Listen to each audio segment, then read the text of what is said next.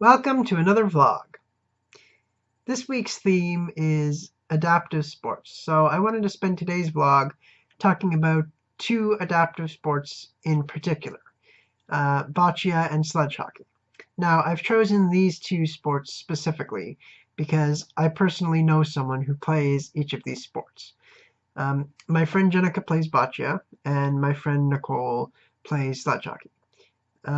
So I know firsthand that these are very interesting sports that are very exciting and very inclusive. So I wanted to talk about those a bit today.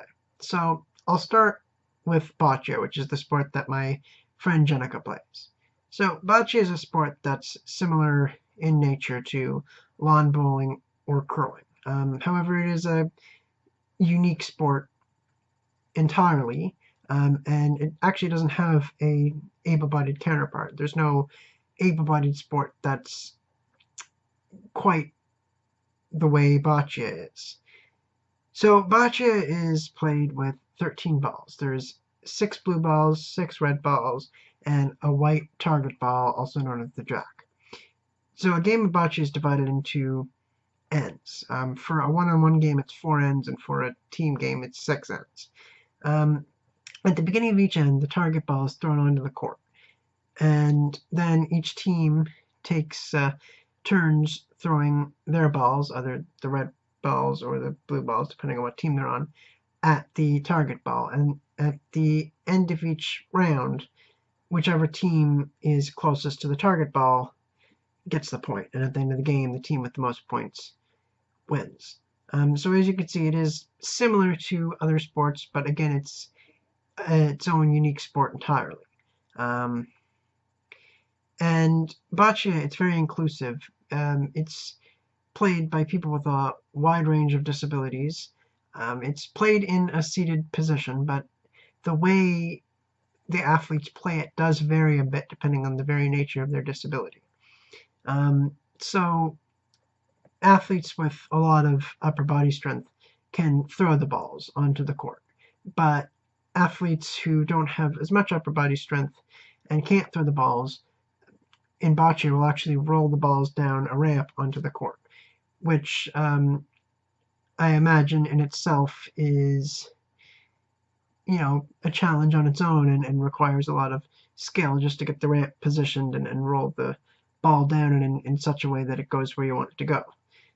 So it's a very challenging sport, I guess, in a lot of ways. But I think it's also a very popular sport, and as you can see, it's very inclusive. So the next sport I want to talk a bit about is sledge hockey. My friend Nicole plays sledge hockey. Sledge hockey is very similar to traditional ice hockey in that the basic concept is the same. You have your players will skate around the ice trying to shoot the puck into the opposing team's net with their hockey stick. But there's a few significant differences. For one thing, sledge hockey is played in a seated position. The players sit in what's called a sledge, which is a special kind of sled. It's kind of low to the ground and meant for moving on the ice. And instead of using a traditional ice hockey stick, they use 2 para-ice hockey sticks, which they'll use to push themselves around the rink and to shoot the puck into the net. But most of the rules are pretty much the same. Same idea of having, each team has 5 players and a goalie on the ice at any given time. It's just as intense as traditional ice hockey, with checking and penalties and all of those things. And I can tell you from experience that, yes, they're just as rough when you watch some of the big league games.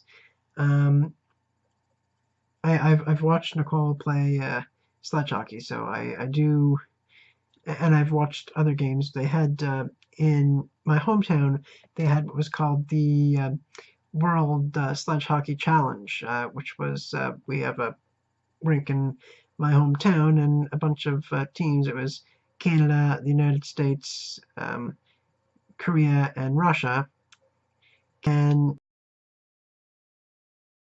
they played each other, and it was very intense and very exciting to watch. In the end, Canada ended up coming in second, and the United States won the tournament, but it was fun to watch.